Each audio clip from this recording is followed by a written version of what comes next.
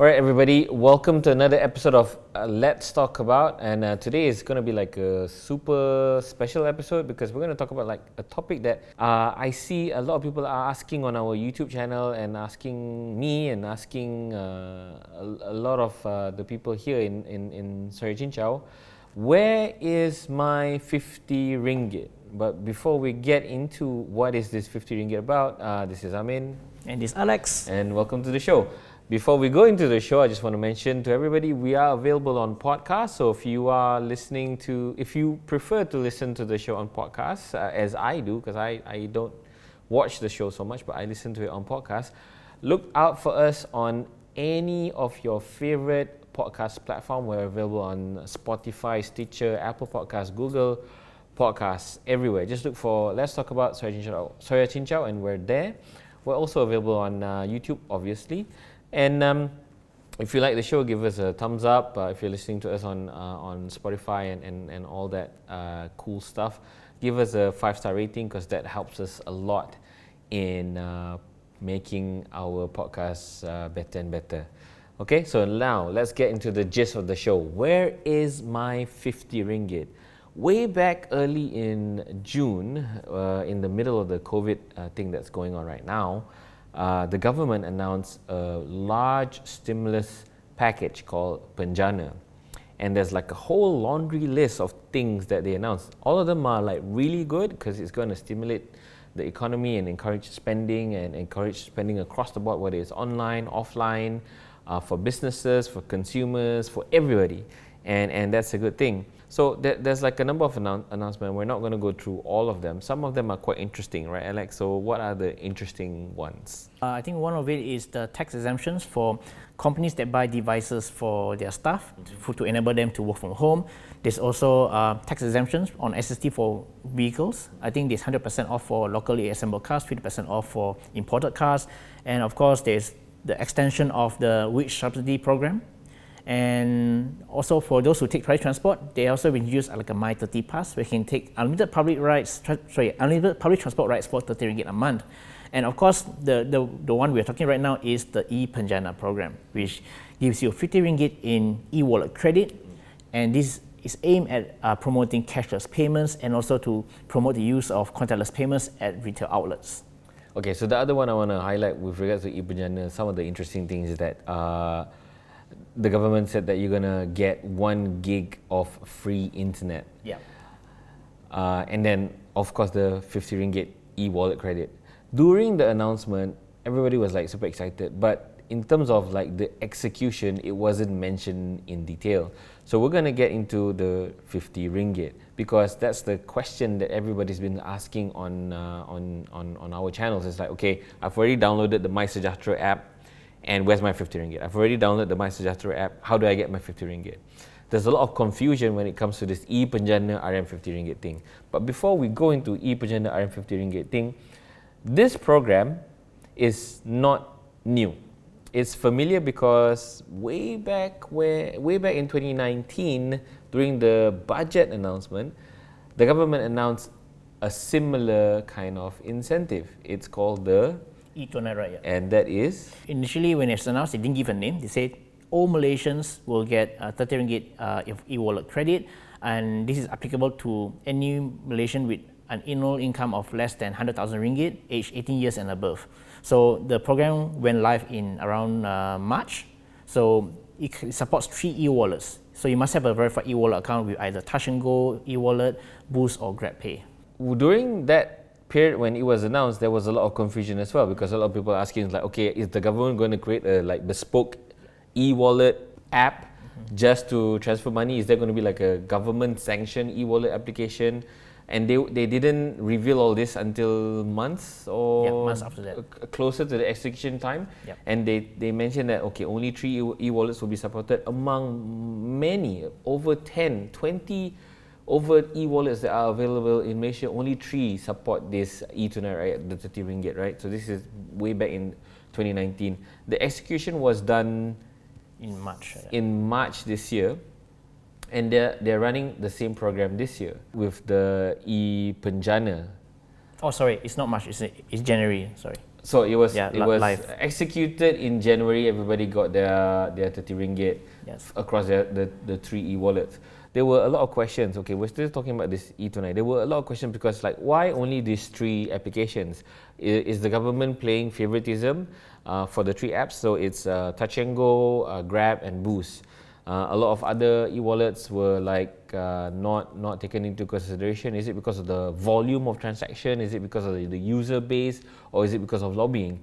There was no clarification. There was no transparency with regards to that. They did actually. Okay, at least not to me. Okay, what was the clarification? So Khazanah actually announced that the reason why these three players were picked is because of the number of users they have, and also the investments they have they've made in terms of ecosystem. Because if you look around the country, right, these three are actively pushing e-wallet usage in the country. So that's one of the reasons why they are selected.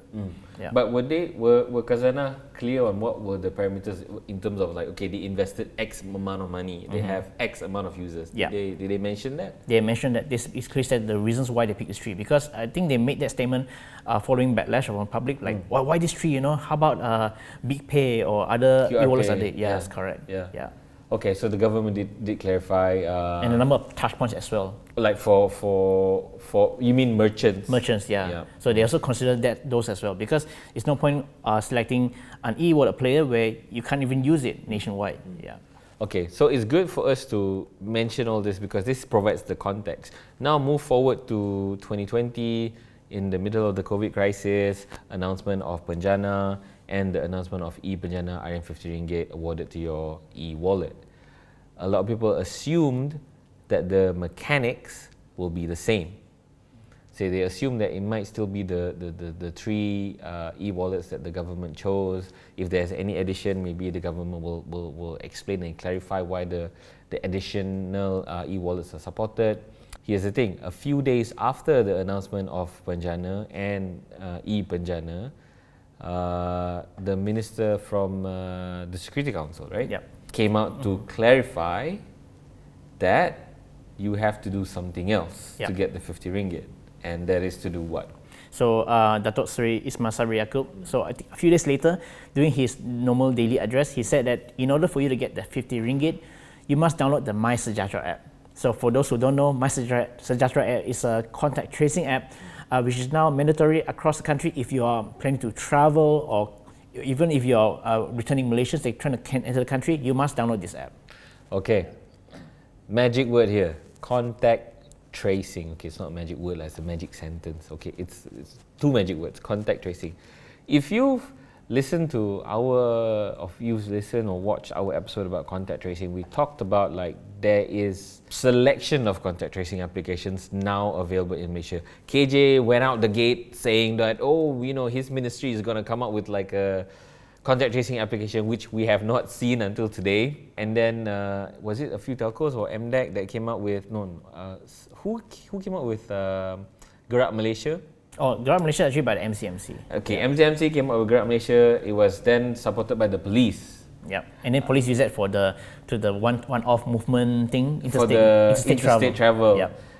In amongst all that, we had MySejahtera, which was launched way earlier before Gerak Malaysia, and then after that, after the reveal of Gerak Malaysia, which is also another contact tracing application, there's like a few more contact tracing applications available based on states. So if you're in Selangor, there's Selangkah in Penang. There's another one, I forgot what's it called. And so there's no standardization of contact tracing applications. And even if the government say, MySejahtera is the preferred one, and I'm not sure whether they've came out to say that, I can't remember, but they've always mentioned it in speeches and stuff that, okay, you need to use MySejahtera. But if you're watching this, and this is the 1st of July, so I don't know what's going to happen because things change a lot, and I don't know what's going to happen when we publish this, which is going to be probably 1 or 2 weeks after it's been recorded. But until today, if you go to any store, some stores prefer to use Selangkah, some stores have their own QR code that goes to a Google Doc. Some stores have a book that you fill up. It's not standardized.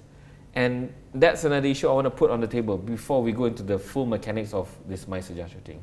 Okay, so after that was announced, and Alex, correct me if I'm wrong, after that was announced, a lot of people assumed that MySejahtera is also going to be an e-wallet. So they had like, hey, it's an e-wallet and a contact tracing application, and is it like now the de facto contact tracing application? What do we do? What's going on? How do I get it? But what went across to all or to most or to a majority of our readers and a lot of Malaysians out there that come back to us with this question is that, okay, I've already downloaded MySejahtera. Where is my 50 ringgit? How do I get my 50 ringgit? And here's the thing, we don't know. We still don't know. And if you look into the initial announcement, this program was supposed to run from July to September. So it's already like 2nd July, and then there's no details about it. So what's going on? Because initially when the government announced the e-Tunai, right, yeah, there was a time frame, and at least they revealed the mechanics a few weeks before the actual implementation. So everyone's clear. So what's going on? We don't know. What e-wallets are supported? How do you actually get it? And then is there validity to it? We don't know. The only thing that we do know is that this 50 ringgit e-wallet credit has a limited usage to it compared to the previous 30 ringgit by the e-Tunai, right? Yeah, you can use it for anything. You can use it to buy your prepaid online. You can use it for ordering food and all that. But with this new e-wallet credit, you're only restricted to offline usage, only for physical retail outlets. Okay. That's the only thing that we know. That's another interesting point, and that's another problem I'm going to put on the table. So, a few questions now. Okay, another thing that we didn't point out is that, or we didn't make it clear, but is that e-Penjana is not for all Malaysians. It's for B40 and below, or what is the income bracket? Similar to e-Tunai, it is for Malaysians that make 100,000 ringgit per annum and below, age 18 years and above. 100,000 ringgit individual or household? Individual. Same as e-Tunai, right? Exactly the same criteria. Yeah. So if you redeem your 30 ringgit e-Tunai Raya, you're also eligible to receive the 50 ringgit under the e-Penjana program. These are the problems, right? Now let's look at the mechanics. How do you link that somebody has downloaded MySejahtera? How do you credit the 50 ringgit to the person's e-wallet? How do you know whether that person's e-wallet and the MySejahtera is the same? What is the common denominator? And you can only use it for offline purchases. So for e-Penjana, unlike e-Tunai, you can only use e-Penjana for offline purchases. You cannot use it for buying Grab food or taking Grab rides. Or online shopping. Yeah. How does that work? Does that mean it's the merchants, owners to clarify whether this person gets the e-Penjana? You get what I'm saying? You understand? I would say that if you think about it, right, it's actually on the e-wallet provider side. So assuming like Grab or Boost have the credit. So once you have the credit, they can lock it up like, okay, this is only for QR transactions only, because normally for physical transactions you need to use a QR code. And that's different from what you use for ordering food or online shopping. So that's how they can limit it. Sometimes when you use Grab or Touch and Go e-wallet, right, there's like you can scan the QR code. So if you're familiar with it, you can scan the QR code. Here's the thing.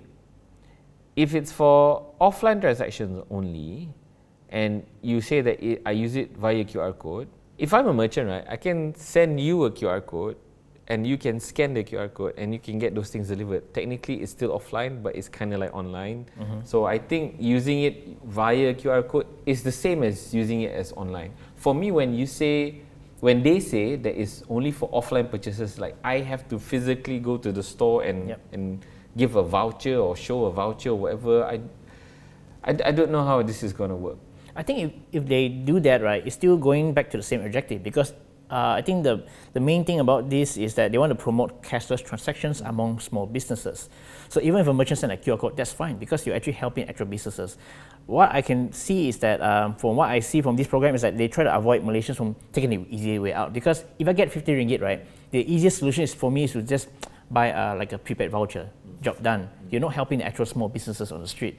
Okay, so that's intention. I think that's a good point, Lars. The number of things that we see that the government is trying to do is increase adoption of cashless transaction. especially for small merchants, which is in line with Penjana and also building the economy and stuff like that. So that's fine. We're still back to this question. So a lot of people are asking, where's the 50 ringgit? Okay, I just want to clarify. To answer your question, number one, you do not get the 50 ringgit directly after you download MySejahtera. It is a requirement. So if you haven't downloaded it, you should download it. If you ask me what's it for, I don't know. I don't have MySejahtera on my phone. Do you have it on your phone? Yeah, I have it as well. For me, it saves time filling out the form because, okay, if you see a MySejahtera QR code in the shops, right, FYI, you don't need to use the MySejahtera app to scan it. You can just use your camera app, scan it, and it just loads a web page. And all you need to fill is just your name and your phone number, and that's it. You're done. You're done. So it's not really that. I don't know whether it's useful or not, lah. Because okay, you have the app. I don't use the app. I use the web page. I scan the QR code, and I think you had some experiences also where if you filled it up wrongly, it will put out the red sign. High risk. Okay. Someone did that. Okay, somebody did it. It would be high risk, but you could just go back, right? And change the responses. And you could be green. So I don't know what is the functionality of this application, and I'm not sure why the government is asking people to download this app for them to be able to get the 50 ringgit. I would say it's just to increase adoption because, like, remember we discussed earlier about contact tracing, right? It's only effective if more people are using it. So I guess this is one way to encourage more Malaysians to download the app to increase the adoption rate, because if more people have the contact tracing app, it will be helpful. But then again, like you raised earlier, there's so many types of contact tracing app out there. So that's going to be a headache to combine. So let's say, for example, if there's an outbreak in a certain area, they need to talk to multiple providers like, hey, can we trace back this particular guy who checked in this store? That's going to be a headache. Did he use MySejahtera, or did he use the Google Selangkah, form? Or did he use Selangkah, or did he put the details in the book? Yes. Or he could go to one store and use the book, go to another store and use Selangkah, and go to another store and use MySejahtera. And the Ministry of Health is going to have a headache. Okay, how do I collate all this data together and contact the people who are who has crossed path with this suspect? I don't know. Essentially, I think the contact tracing deployment in the country is not that great. But we're not here to criticize that. We're here, I think for me, is to answer that question, where's my 50 ringgit? So when you download the application, you're not going to get the 50 ringgit. Immediately, Then the intent is, okay, so back to the announcement, how many people are going to benefit from this extra 50 ringgit? It's estimated about 15 million Malaysians. So about half the population. Like half the population. Yep.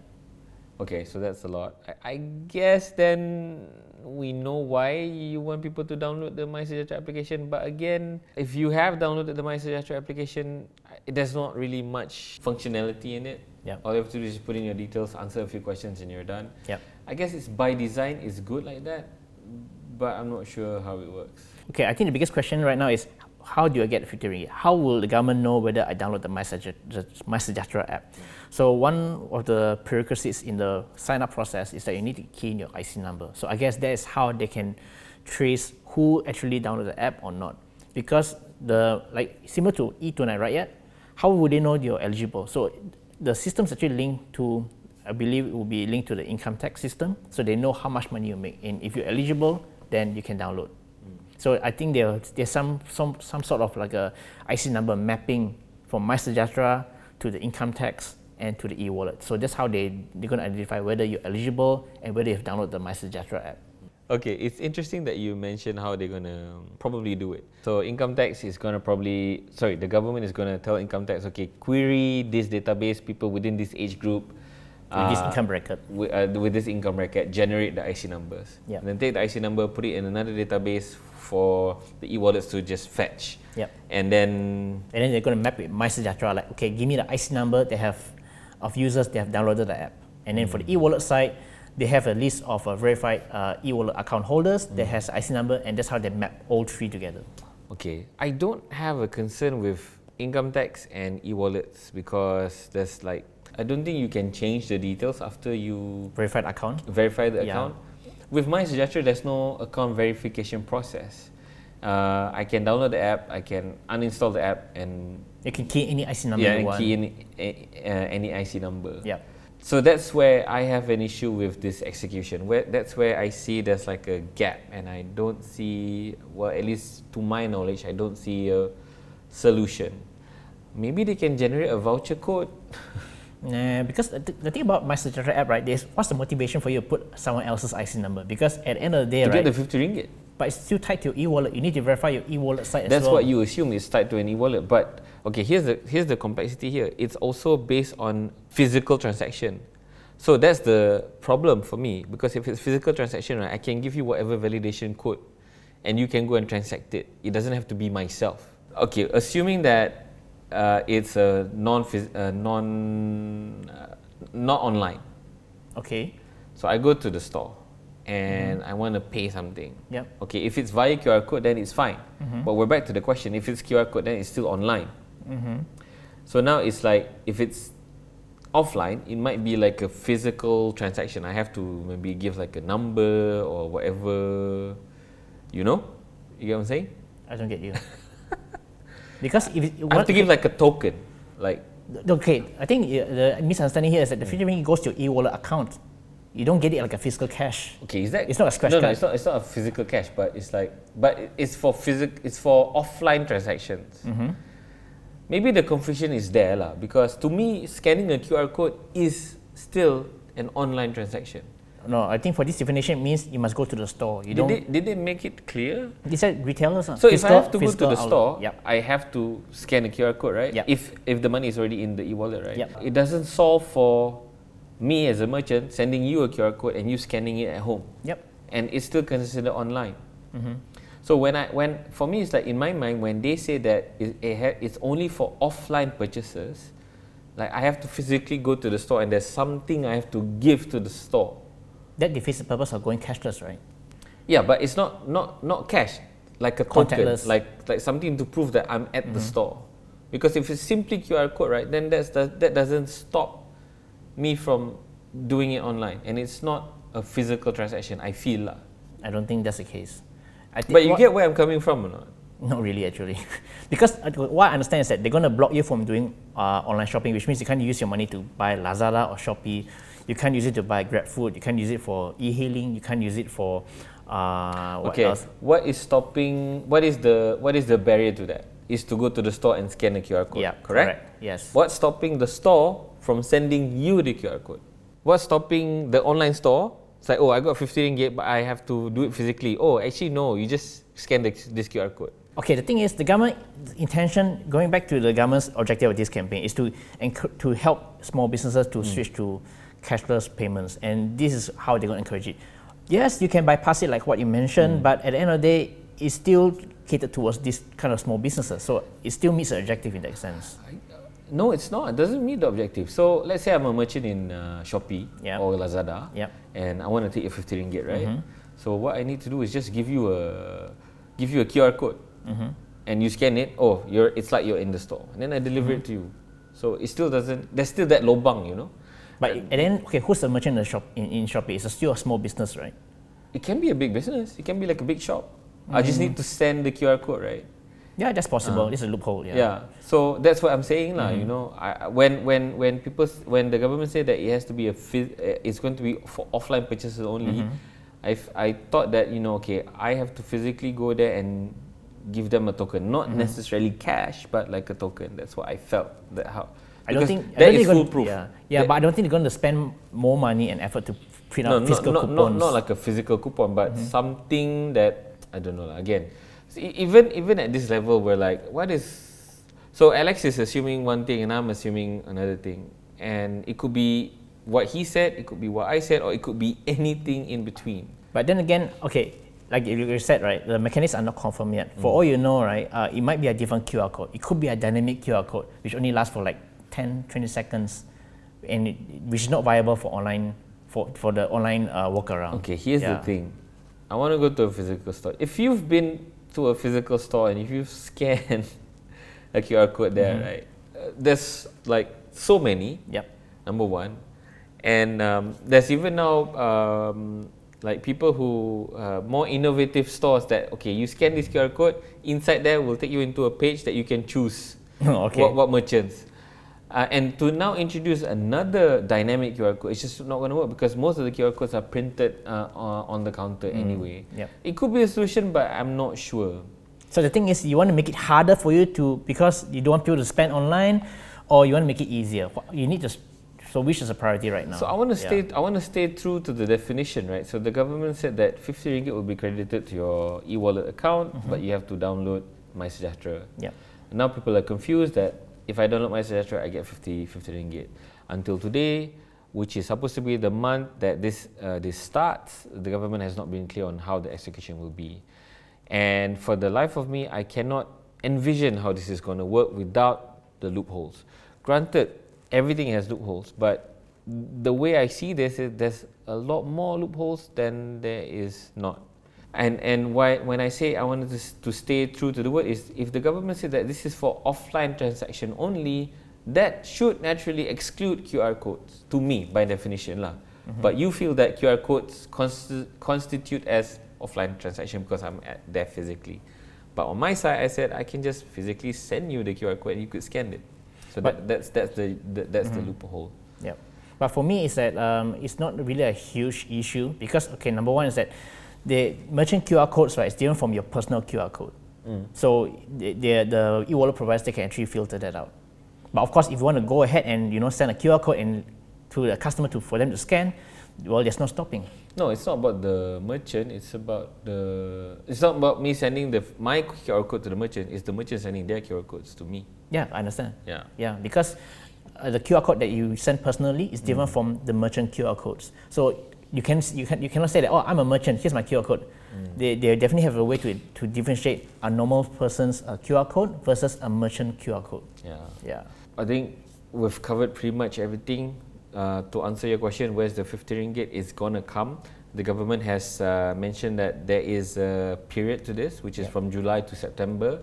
And unlike e-Tunai, where the money, if you don't use, is still in your account, right? No, you expire. There's an expiry period. For e-Tunai, there's an expiry date as well. Yeah. Okay. Just like e-Tunai, there's an expiry date to this. After September, if you don't use your 50 ringgit and the vouchers, it will expire. Yeah. Because they want you to drive and use the 50 ringgit. And also likely, I want to add on, likely they will also restrict you from transferring the money to another account because that's what they did with e-Tunai. So to a certain degree, the government crediting money to a select group of people based on their income and age group is possible. They can do that. What we don't know now is how do they link people who qualify to receive the 50 ringgit with people who have downloaded the app. That one we don't know. Okay, so I think we've pretty much covered everything. I'm just going to do like a rapid fire thing so that we are clear and I hope we are able to answer all your questions. Okay, I'm going to shoot Alex some questions and he's going to answer it. Do I get my 50 ringgit if I download MySejahtera? You qualify, but not immediately. Who qualifies? Malaysians aged 18 and above and income 100,000 ringgit per annum and below. When do I get my money? They say it's July until September, but we still don't know exact dates. What e-wallets are supported? No idea yet, but if it's going to be following the same system as e-Tunai, it's likely to be Grab, Boost and Touch and Go. When is the government going to be clear on this? Should be before the execution, but we don't know when's the execution date. Which government agency is responsible for this? Should be Ministry of Finance and also Khazanah. I asked that because if there's any questions, who do we ask? Is there like a hotline for this? Nope. At the moment. Is there like a hotline for e-Tunai before? Previously, you just contact your e-wallet provider. Okay, I think that's pretty much. Is there any other questions you want to answer that I didn't ask?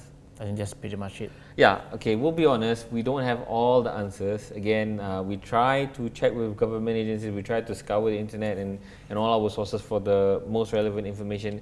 And to date, 2nd of July, sorry, not the first I mentioned just now, 1st of July, we're actually in the 2nd of July. This is all the information that we have for you. So to answer your question, you don't get the 50 ringgit right after you download MySejahtera. There is probably a process that you have to go through, like a verification process. What that process is, we don't know yet. But be sure to stay tuned to searchengine.com to get the latest once we have the information. So for all of you who've been asking this question, where is my 50 ringgit? I hope this episode answers that question. If it doesn't, and if we have not yet answered the things that maybe you want to ask, please drop them in the comment section below. We'll be more than happy to answer them there. At the same time, while you're there, please give us some feedback, some suggestions on how we can make our show better. And we love hearing from you guys, and thank you very much for your support. And I think that's pretty much it. Anything else you want to add? I think that's pretty much it. And continue to stay safe. Yes, continue to stay safe, of course. Okay, thanks very much for watching, guys. Just again, another reminder, we're available on podcast as well. If you want to listen to the full show, just look for Search and Shout Let's Talk About. We're available on Spotify, Switcher, Apple, Google, we're everywhere. Just search and we're available there. If you like the show, help us out and give us a 5-star rating, because we get then recommended to everybody else that listen to the same kind of show, and that helps us go further in terms of our podcast. We are also available on YouTube. If you haven't subscribed to our channel, please do subscribe. If you like the show, give us a thumbs up. If you think the show can be better, put your comments and suggestions in the comment section, and we'll dare to answer and read those and make our show better. Okay, that's pretty much it. This is Let's Talk About. I'm Amin. And this is Alex. Thanks for watching, everybody. Catch you guys later. Bye. Bye.